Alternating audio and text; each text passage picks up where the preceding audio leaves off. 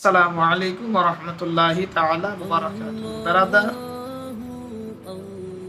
কুরবানি ওয়াজিব আল্লাহ রাব্বুল আলামিনের পক্ষ থেকে তিনার উপর।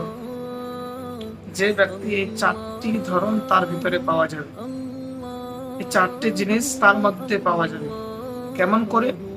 যার নামে কোরবানি হবে সেই ব্যক্তি সর্বপ্রথম মুসলমান হওয়া দরকার। তারপরে আপনার বেরাদার মুকিম হওয়া দরকার। তারপরে আপনার মালিকের নিসাব হওয়া দরকার। তারপরে আপনার 4 নম্বর হলো আজাদ হওয়া দরকার। এই চারটি জিনিস তার ভিতরে থাকবে, তবেই তার উপর কোরবানি ওয়াজিব। মুসলমান মানে আল্লাহ এবং রাসূলের উপর ঈমান নিয়ে আসতে হবে।